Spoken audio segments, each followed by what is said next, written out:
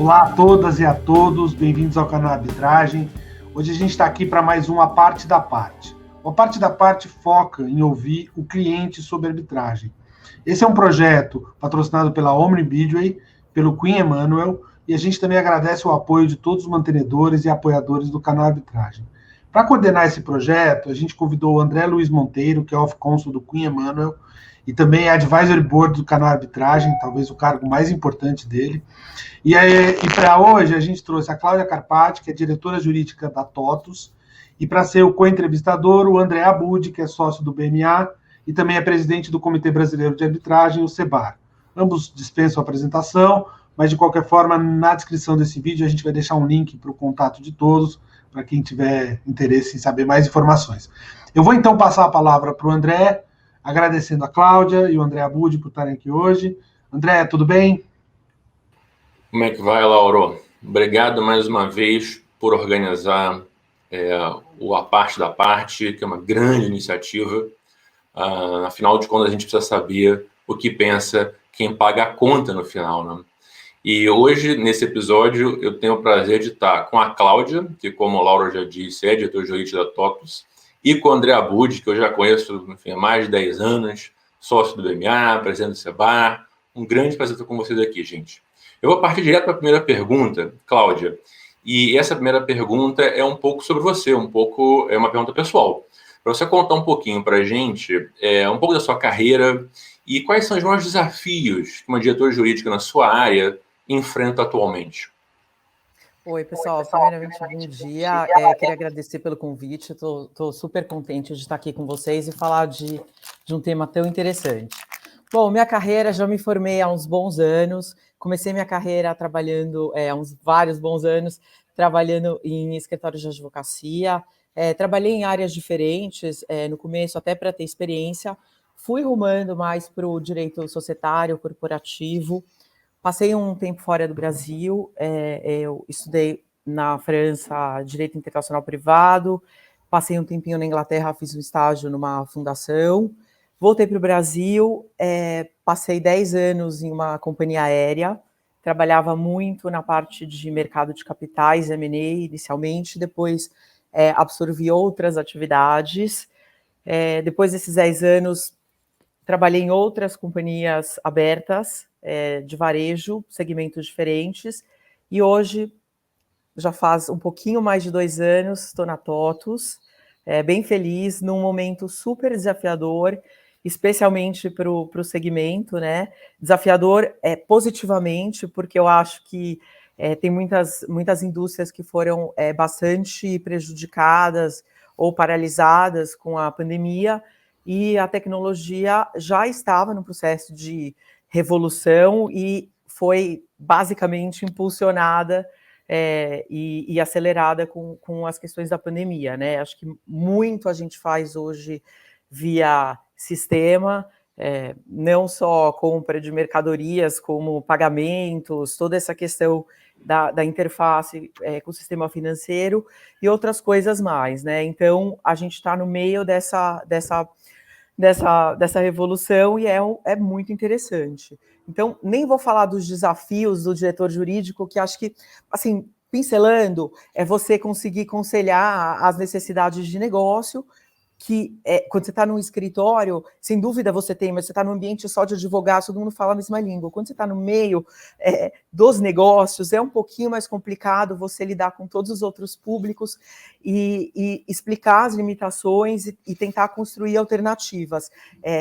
Nem sempre as pessoas têm o tempo, a paciência e a compreensão. Então, acho que isso é um desafio comum, talvez, a todos os diretores jurídicos, e o meu específico, nesse momento, é ligado a todas essas questões de tecnologia que o direito não acompanhou, né? O direito está bem atrás, então a gente está correndo para conseguir conciliar tudo e não ter problemas depois, lidando com muitas situações novas, interessantes e desafiadoras. Obrigado pela resposta, Cláudia. Para mim, um prazer enorme estar aqui, tendo a oportunidade de participar desse bate-papo com você. Agradeço muito ao Lauro e ao André Monteiro pelo convite. A gente queria entrar agora no tema da arbitragem propriamente dita, e baseada nessa sua experiência profissional riquíssima. Qual que é a sua opinião sobre a arbitragem em comparação ao judiciário? Quando você acha que a arbitragem é o melhor método para resolver disputas e quando não é? Depende do valor do negócio, do tema, de quem é a contraparte. Quais são os critérios que você leva em conta para fazer esse juízo? Acho que o primeiro critério é a complexidade do tema. Se for um tema tecnicamente complexo e que precisa de um conhecimento maior, naturalmente eu tenderia à arbitragem. Acho que esse é o primeiro ponto. Obviamente que aí também tem a questão de valor envolvido, porque se for um valor irrisório, não sei se vale a pena ir para a arbitragem, mas imaginando que dentro do tema complexidade está também a questão do valor, iria para a arbitragem. Judiciário, acho que questões mais simples, já resolvidas anteriormente, que a gente conhece mais ou menos o direcionamento, e assim, acho que uma grande distinção das duas, gosto do judiciário e da arbitragem, acho que a grande distinção as decisões na arbitragem são muito mais... eu não quero menosprezar as decisões do judiciário, mas são muito mais elaboradas. Então, você tem uma riqueza muito maior, o tempo de análise dos árbitros tende a ser um pouco maior. Então, realmente, acho que uma coisa mais elaborada, vou para a arbitragem, sim. Bacana. Legal, Cláudia. Eu assim, acho que é isso mesmo, né? Quer dizer, se a gente imaginar um juiz de vara civil em São Paulo, no Rio, o cara é responsável por 10 mil processos. Ele não vai ter condições de examinar tão profundamente o caso como um árbitro, né? Então é natural que isso aconteça mesmo. Acho que não é nenhuma crítica propriamente ao judiciário, é simplesmente como o sistema foi estruturado, né? Agora, eu queria fazer um ping-pong rápido com você sobre as opções, né, na arbitragem, né? Quer dizer, você, com a sua experiência, já viu diversas cláusulas compromissórias e já teve que decidir que elementos, né, vão compor essa cláusula compromissória. Então, eu queria fazer uma espécie de ping-pong. Eu pergunto, te dou duas ou três opções e você me diz rapidamente qual. Se quiser justificar o porquê, pode, mas bem rapidinho. A primeira é a seguinte: arbitragem institucional ou ad hoc? Institucional. Regras pré-definidas. Muito bom. Um ou três árbitros? Depende do tema. Começando pela questão do tema complexo, 3. Legal. Câmaras brasileiras ou estrangeiras? Brasileiras. Câmaras brasileiras arrebentando aí nas respostas dos diretores jurídicos. A gente não está nada atrás. Faço questão de dizer, a gente não está nada atrás, então tenderia a ir para uma brasileira.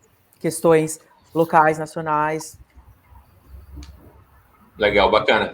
Direito brasileiro ou estrangeiro? Brasileiro, era óbvio. Normalmente árbitros locais, mas já pensou em árbitros internacionais de fora do país? Já trabalhei, inclusive, com árbitros estrangeiros, a experiência foi ótima, mas foi casual. Gosto muito dos árbitros brasileiros, acho que a gente tem boas pessoas, então não vejo necessidade de procurar no exterior. Também acho. E antes de passar para o André, a última, sede no Brasil ou no exterior? Imagino que você vai dizer preferencialmente no Brasil, pelas últimas respostas. Assim, só para contextualizar, eu estou falando como uma advogada que trabalha em uma empresa nacional, tratando de uma arbitragem que envolve uma das partes, pelo menos brasileiras. Necessariamente eu quero estar no direito brasileiro que eu conheço, eu posso precisar do auxílio da justiça local, então é muito mais cômodo e conhecido esse terreno. Então, Brasil também. Legal, Cláudia. Falando ainda da cláusula arbitral, tem um potencial efeito que ela produz ainda antes de uma disputa surgir, que é influenciar o comportamento das partes durante a vida normal do contrato. Queria saber de você se você acha que existe esse efeito, ou se você já percebeu na sua experiência prática uma mudança no comportamento das partes a partir da expectativa de que uma disputa seja resolvida de forma mais rápida e previsível por meio da arbitragem prevista no contrato? Esse fato altera, de alguma forma, na sua experiência, o modo como as partes se comportam durante a vida do contrato? Eu acredito que sim, de uma forma sutil, e eu não sei nem se é uma expectativa de que a arbitragem flua mais rapidamente. Só quando você fala assim, entra com uma ação, quando algum cliente, algum não advogado pede para algum advogado entrar com uma ação, eles acham que a gente tem na prateleira, né? Então, assim, entra com uma ação, amanhã tá tudo certo, tá pronto, a gente já consegue liminar. A arbitragem, eu acho que passa uma impressão para as pessoas, e de fato que não é um processo que você amanhã entrou e o tribunal já está constituído para julgar. Você tem algumas definições e algumas etapas pelas quais você tem que passar. E aí, eu acho que quando as pessoas pensam nesse processinho, que nem é tão longo, mas só de elas precisarem se envolver um pouco mais nesse início, tentam evitar e talvez usar esse tempo para uma eventual composição.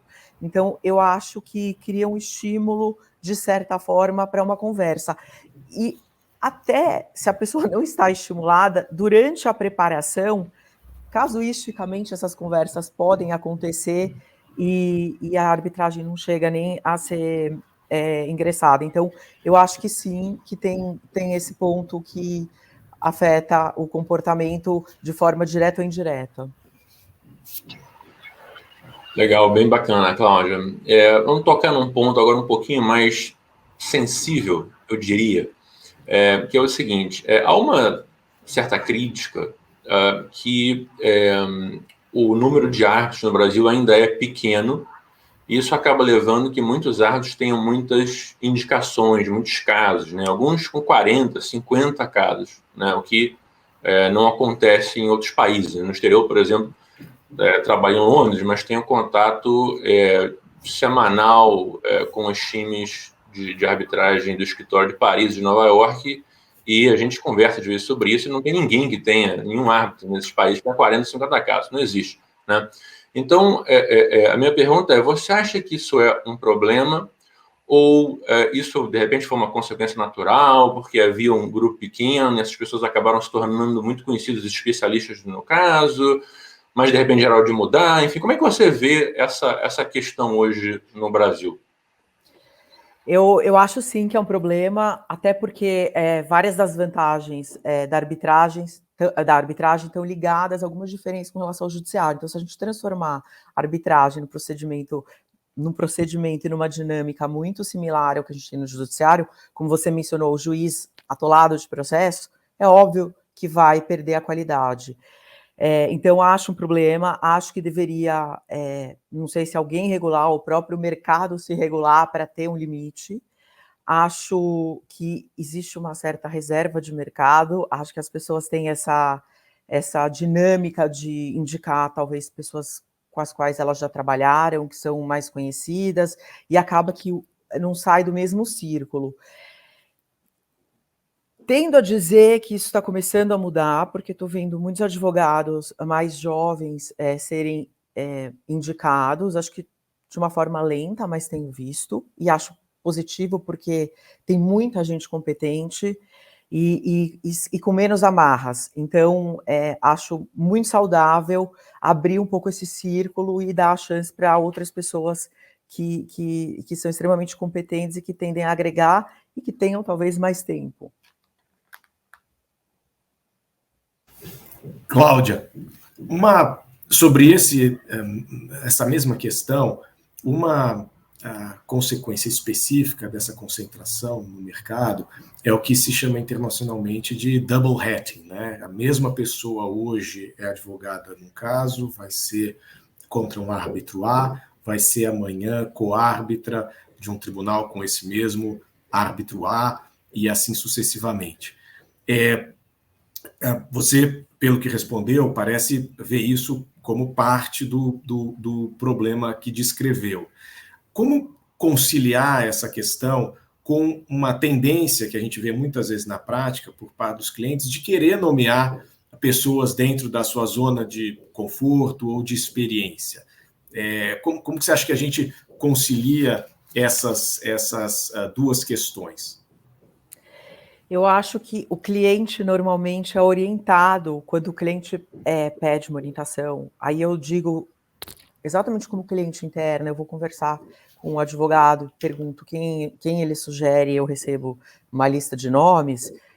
Geralmente, a maioria dos nomes são apresentados por pessoas já nesse rol conhecido, que já trabalharam. Então, eu acho que a solução vem muito mais de quem está assessorando do que do próprio cliente, que obviamente que se você apresentar, olha, eu já trabalhei em 10 casos com essas pessoas, a gente tem uma relação ótima, esse eu não conheço, sei que é um ótimo advogado. Assim, esse discurso para o cliente coloca ele numa posição de insegurança, especialmente se ele não é uma pessoa do meio da arbitragem. Então, é um pouco do próprio pessoal da arbitragem fazer um esforço para abrir isso. E por que eu acho que esse esforço vale a pena? Porque se ficar sempre na mesma panela, a credibilidade das decisões pode ser colocada em risco. Então, é um risco para o próprio instituto. Então, acho que os advogados que militam nessa área deveriam ter um grande interesse em preservar o Instituto da Arbitragem como meio de solução de litígios e zelar pela imagem e pela imparcialidade. Perfeito. E você, pessoalmente, nessa linha, teria alguma dificuldade, ou pessoalmente, ou dentro da empresa em que trabalha, alguma dificuldade em nomear, por exemplo, árbitros com menos de 40 anos? Não teria, porque eu acho que, na minha opinião, eu não nomearia um árbitro em função da idade, mas sim da capacidade. E tem, como falei um pouquinho antes, tem muita gente jovem extremamente capaz. Lembrando que a arbitragem também não é muito velha, não dá para dizer que uma pessoa tem 80 anos de experiência na arbitragem e outra tem 10. Acho que experiência de vida conta, óbvio que eu não nomearia um recém-formado, mas advogados formados há um certo tempo tem uma série de pessoas muito boas e capazes. Nomearia sim, sem dificuldades. Perfeito, essa tem sido minha experiência também. E qual para você é o perfil ideal de árbitro? Uma pessoa com experiência prática, com arbitragem, é um professor na matéria jurídica que vai ser objeto da disputa, é alguém com experiência no ramo da indústria em que você trabalha? O que você considera mais relevante? Eu acho que depende muito do tema da arbitragem. Se for uma arbitragem de construção civil, por exemplo, acho fundamental ter alguém que entenda do tema. Eu não preciso ter 3, eu preciso ter 1.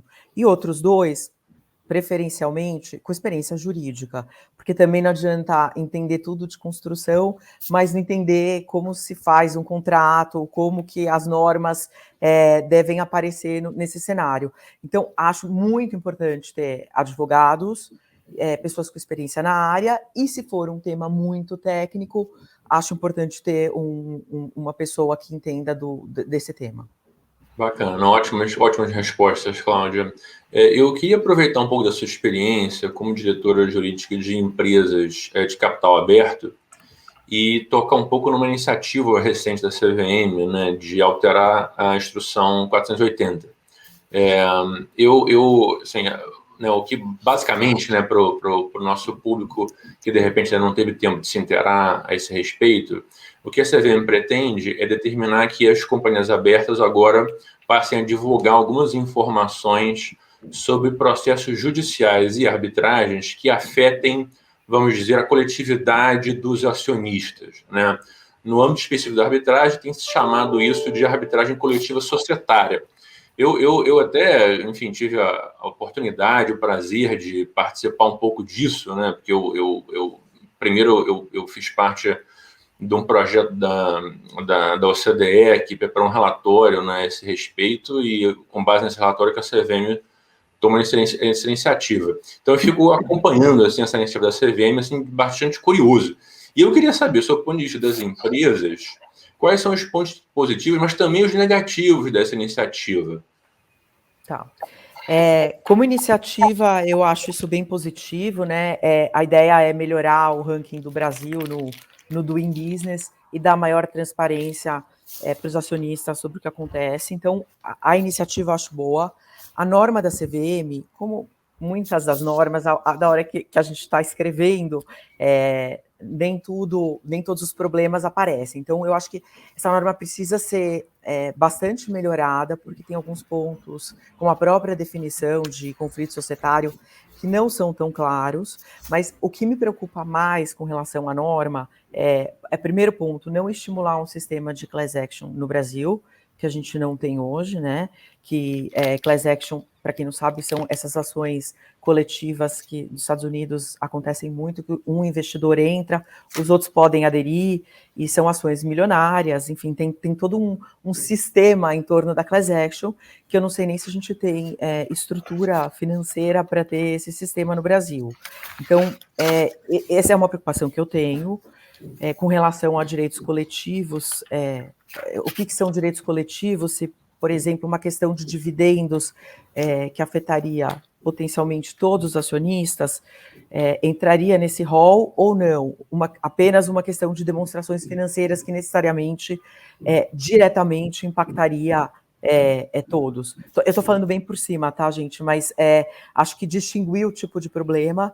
Segundo ponto, tanto com relação à demanda como com relação a decisões ainda não estabilizadas, eu sou contra a obrigação de divulgar, porque eu acho que, especialmente em companhia aberta, isso gera especulação e pode afetar as transações no mercado e ter outros impactos negativos com base meramente em suposições, porque você não tem ainda nem a clareza da demanda, nem de eventual acordo. E a própria negociação dos acordos pode ser influenciada ou atrapalhada se ele for divulgado de forma precoce. Então, esses pontos são os que me causam maior incômodo. Ótima resposta, Cláudia. Essa proposta de incluir nas obrigações de informação a existência de quaisquer propostas de acordo, de fato, tem sido uma das mais debatidas e polêmicas da proposta. Mudando agora para outro assunto que também está na ordem do dia, né? Existe uma tendência dentro e fora do Brasil, na arbitragem, de querer tornar as sentenças arbitrais cada vez mais públicas. E aí existe um dilema interessante, porque todas as pessoas têm uma visão positiva a respeito do acesso às sentenças arbitrais de terceiros, mas quando perguntadas sobre se divulgariam as próprias sentenças, hesitam, né? Você autorizaria a divulgação de sentenças arbitrais de processos seus? E se a resposta for negativa, ou se você hesitar também, que tipo de informação dos seus casos que, se fosse suprimida, você hesitaria menos ou responderia afirmativamente a pergunta sobre se permitiria a divulgação das suas sentenças? Bom, sinto decepcioná-lo, acho que a minha resposta não vai ser, decepcioná-los, a minha resposta não deve ser muito diferente das dos demais. Eu acho que, voltando a um dos benefícios da arbitragem, até então, a gente ainda está com essa questão da CVM, que não sabe muito bem como vai ser, mas é que, de uma certa forma, tem maior grau de confidencialidade, especialmente se as partes tomarem esse cuidado quando redigirem a cláusula arbitral. Então, preserva diversas informações, inclusive aspectos eventualmente concorrenciais da empresa, informações que você não quer distribuir publicamente. Pensando nisso, em princípio, não tornaria as decisões inteiramente públicas. Em que circunstâncias eu tornaria pública? Acho que decisões positivas que eu consideraria bons precedentes e podendo suprimir todas as informações de negócio. Ou seja, acho que para contribuir para o legado jurídico e jurisprudencial de precedentes, porque acho que é um serviço positivo, mas suprimindo informações muito sensíveis e específicas do caso. Interessante. Bem legal. Deixa eu aproveitar, antes de fazer minha próxima pergunta, deixa eu aproveitar e fazer uma micro pergunta em cima da sua resposta. Você acha que preservados os segredos comerciais, informações sensíveis, das partes na sentença arbitral. Você acha que o nome dos árbitros também deveria ser divulgado junto com a fundamentação jurídica? Essa é uma boa pergunta e eu estou super curiosa também para ouvir a opinião de vocês, se eu puder ouvir depois, mas porque eu já pensei bastante sobre o assunto. Eu acho, em princípio, eu sou contrária à divulgação do nome dos árbitros, porque também um pouco ligado a essa resposta de não transformar a arbitragem no judiciário. No judiciário, de certa forma, o juiz está um pouco mais blindado e protegido. Ele recebe as partes, tem toda aquela coisa, ele está num ambiente que teoricamente público. Com relação aos árbitros, a maioria deles tem uma vida pessoal, que trabalham no escritório de advocacia, numa empresa, tem as suas atividades, está num outro contexto. Fico imaginando os árbitros recebendo... Imagina uma arbitragem societária, onde tem X acionistas interessados, e aí ficam sabendo que a pessoa X é o árbitro, não existe uma regra de contatos, né? Como lidar, como abordar, e as pessoas começam a ligar para tentar interagir com esse árbitro. Eu acho que é super contraproducente. Acho que pode impactar de uma forma negativa. Acho que tem que, de uma certa forma, blindar um pouco o trabalho dos árbitros nesse contexto da arbitragem. Se eu puder comentar rapidamente, Cláudia, eu compartilho em parte da sua visão e até já escrevi a esse respeito. Eu acho que é algo que os tempos em que a gente vive talvez demande um certo exercício de teste, mas vejo vários riscos também nessa divulgação associados a um provável ou a um possível aumento de impugnações e indicações com base na associação entre um particular árbitro e uma determinada opinião com relação a controvérsias jurídicas específicas, manifestada em sentenças anteriores tornadas públicas.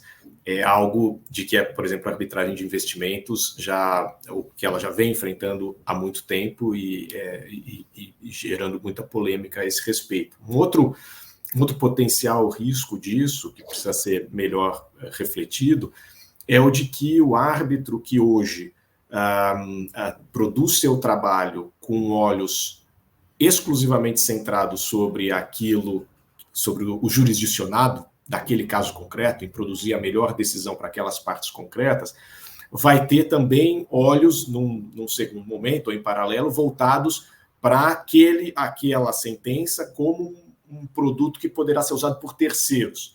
Isso pode impactar os incentivos dele na motivação, na própria deliberação, na escolha dos argumentos. Isso a gente tem que pensar nesse potencial efeito ao considerar a hipótese de divulgar os nomes dos árbitros junto com as sentenças tornadas públicas. Eu também reconheço que esse é um tema que tem prós e contras, né? E é difícil a gente achar um equilíbrio perfeito, né? Eu tendo a achar que seria bom divulgar o nome dos árbitros. E por, enfim, algumas razões, né? Eu não sou o entrevistado aqui, então não sou a estrela do show, vou tentar falar bem rapidinha. Mas, primeiro, eu acho que essa informação de que como determinado árbitro entende uma matéria ou outra, ela já existe e ela fica restrita àquelas partes que participaram daquela arbitragem que aquele árbitro proferiu essa decisão. Então, essas pessoas que estão nessa arbitragem, elas têm essa informação. E acaba que se torna uma informação privilegiada. Eu acho que se a gente divulgar essa informação e ter mais conhecimento sobre o que cada árbitro pensa, eu acho que melhora, né? Quanto mais informação em qualquer mercado, o sistema funciona melhor. É claro que, enfim, essa informação vai ser importante para questões técnicas, jurídicas, puramente jurídicas, né? Mas questões que envolvem fatos, no fundo, pouco importa o que o árbitro disse na arbitragem anterior, ele pode mudar de entendimento agora se a questão for muito factual. Agora, o que eu já vi acontecer foi uma mudança de opinião em uma questão estritamente jurídica e que uma das partes, enfim, tinha essa informação, a outra não tinha, e isso gerou um certo problema. Por exemplo, enfim, prescrição de demandas de responsabilidade civil contratual, se é 10 anos, se é 3 anos, o STJ mudou de posição 3 vezes, enfim, tinha uma questão sobre essa. Eu acho que quanto mais a gente tiver informação sobre o que os árbitros pensam a respeito de matéria estritamente de direito, eu acho que é bom. Eu acho que a gente toma decisões mais informadas a respeito das pessoas que a gente vai indicar. Agora, como vocês falaram, tem pontos de preocupação nesse debate. Bom, enfim, eu não sou entrevistado. Vamos passar para a próxima pergunta. E a pergunta envolve um pouco custos, né? Enfim, custos na arbitragem é sempre uma questão polêmica, sempre uma crítica, né? Custos das instituições arbitrais, custos dos árbitros, mas também custos dos advogados. E existe uma diferença, né? Pelo menos sempre existe uma diferença bem básica entre a arbitragem e a judicial, que na arbitragem assim, não tem horário de sucumbência, né? Em regra, né? A lei não impõe isso. E é possível você ser reembolsado do que você gastou com o seu advogado, o que é quase que o oposto para a judicial, né? Quer dizer, para a judicial você não consegue ser reembolsado do que você gastou com o seu advogado, em regra, mas tem os horários de sucumbência. E aí minha pergunta para quem é diretora jurídica é: como é que você enxerga esses sistemas? Há autores já na comunidade arbitral defendendo os horários de sucumbência na arbitragem também. Como o cliente enxerga essa divisão, essa alocação de custos aí? Particularmente, eu prefiro o sistema arbitral, porque eu acho que o que você remunera o seu advogado deveria fazer parte da indenização. Quer dizer, na arbitragem é muito livre para as partes estabelecerem como elas desejam tratar o tema, né? Mas eu entendo, o que eu também gosto, mas acho que é justo e correto a pessoa que foi reconhecidamente lesada ter esse reembolso, vamos dizer assim, das custas do advogado. Então, eu gosto desse sistema. Das custas, não, da remuneração. E, Cláudia, tem alguma experiência sua com arbitragem que você gostaria de compartilhar aqui com a gente? Eu tive uma experiência que foi bastante interessante, já faz muito tempo, mas me parece que o caso ainda está por aí rolando. Eu trabalhava em uma empresa, numa companhia aérea, que comprou uma unidade produtiva de vendedores brasileiros e estrangeiros. Então, muito rapidamente, o contrato de compra e venda foi assinado por brasileiros, por vendedores brasileiros, e um aditamento a esse contrato foi assinado por todos, incluindo os estrangeiros, aditando todos os termos do contrato. Houve uma arbitragem perante a CCI, a minha empresa ganhou, então a gente teve um laudo arbitral favorável, e fomos executar, os brasileiros não tinham bens, fomos executar a parte americana, um dos vendedores. Muito tranquilos, porque era uma sentença muito bem fundamentada. E a gente teve uma grande surpresa, porque a justiça americana disse que os árbitros não tinham competência sobre esse fundo americano, que eles não estavam sujeitos à cláusula arbitral. É um pouco, acho que até chocante, vocês militam nessa área, vocês podem até comentar mais do que eu, mas meu ponto de vista, primeiro, porque cabe aos próprios árbitros indicarem se eles são ou não competentes para julgar a matéria, e eles se consideraram competentes. A sentença estava muito bem fundamentada, não tinha nulidade, estava muito bem escrita, e ela praticamente foi descartada com 2 frases de que os árbitros não tinham competência. O que eu senti é que havia um nacionalismo, né, talvez nacionalismo do juiz americano, sequer se aprofundou na questão. Então foi uma coisa assim, uma arbitragem que foi muito longa e complexa, foi muito frustrante. E fiquei sabendo recentemente, acho que no fim do ano passado, que houve uma nova tentativa de execução nas Ilhas Cayman. Na verdade, acho que no início dessa ideia eu ainda trabalhava nessa empresa, a gente estava considerando, e parece que essa tentativa está sendo bem sucedida, o que é um alívio. Eu não trabalho mais nessa empresa, mas tendo assistido isso, para a própria comunidade arbitral, porque eu acho que gerou uma insegurança muito grande uma decisão como a daquela juíza americana rechaçando um laudo arbitral. É bacana. É um caso conhecido, tá, gente? Só para fazer o disclaimer, é um caso que está público, foi público, e até por toda essa controvérsia foi bastante debatido na comunidade jurídica. Bacana, é bacana você contar essa experiência também, Cláudia, porque em geral a gente, quando critica, né, quando tem que fazer críticas à arbitragem, é bom que se faça, né, porque a gente aprende com crítica, não com elogio, a gente às vezes foca no Brasil, né, nas nossas arbitragens, no nosso judiciário, mas é bom também, às vezes, saber que tem coisas que a gente não compreende que acontecem em outros lugares também.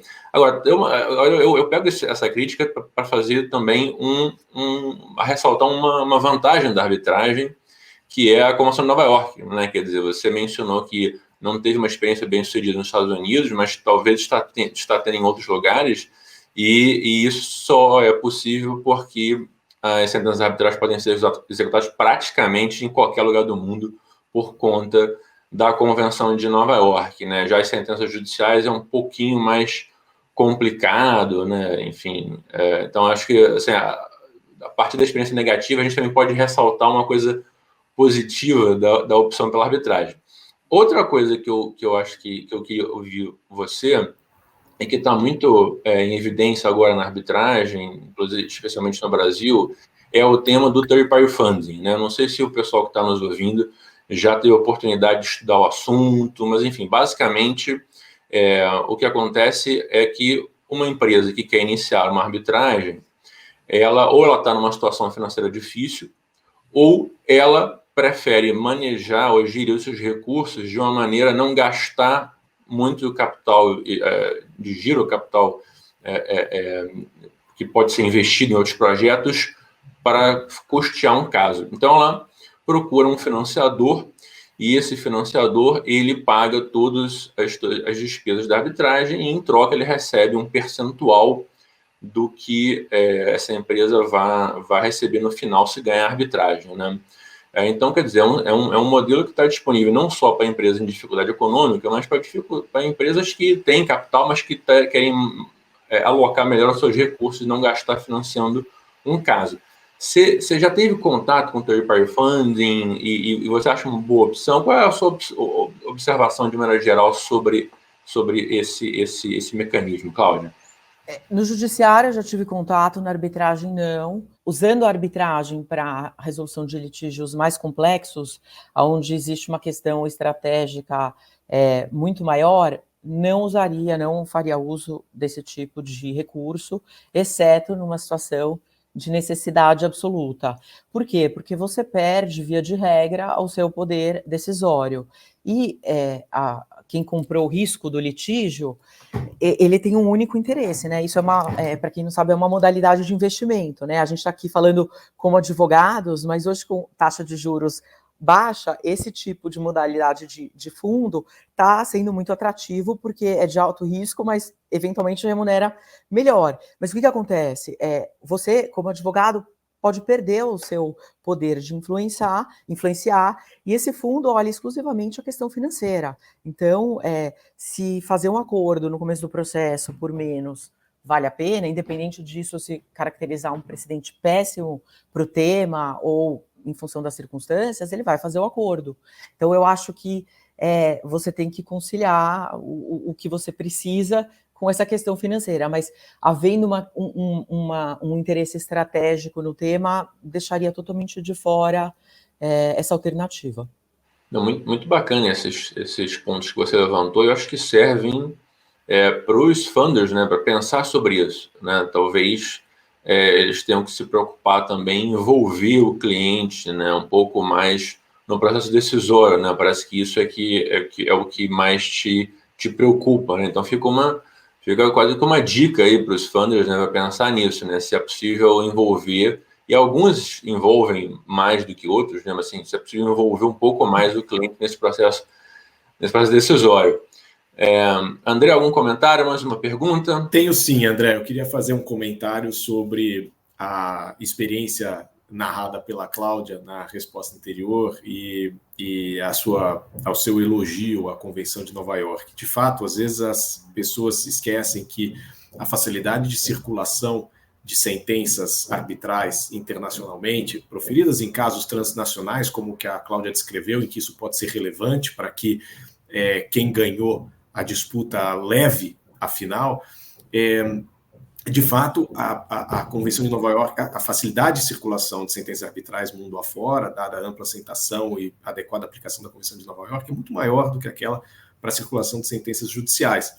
E, ao lado do elogio da própria Convenção, é preciso que a gente faça também o elogio do nosso tribunal responsável pelo reconhecimento dessas sentenças arbitrais proferidas em outros países, que é o Superior Tribunal de Justiça, que, como várias pesquisas já vem mostrando, uma delas feita pelo CEBAR há alguns anos, com todos os precedentes proferidos pelo STJ em processos de homologação de sentenças arbitrais estrangeiras, ele tem sido exemplar no trato das sentenças arbitrais estrangeiras, com a maior parte, esmagadora maioria das decisões sendo tecnicamente adequada nesse tema. Então, é um registro importante e um elogio relevante a se fazer ao modo como o Brasil trata essas sentenças, e essa que é uma das vantagens das arbitragens com algum elemento internacional. Vou até adicionar um ponto. Claro. Eu ia falar, eu acabei esquecendo depois que o André falou, mas o elogio é também ao nosso judiciário, que eu desconheço isso que aconteceu, essa decisão da juíza de Nova York, eu desconheço algo similar no Brasil.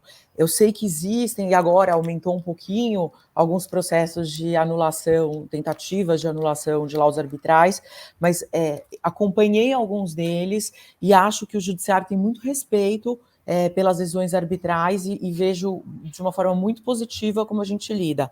Então, eu também queria fazer esse registro e também não tinha mencionado a Convenção de Nova York, mas é fantástico você estar dentro de uma empresa, se deparar com um problema transnacional e ter a possibilidade, ou diversas possibilidades, de executar uma decisão e escolher a localidade e o procedimento de execução. Então, sem dúvida nenhuma, é um ponto muito positivo.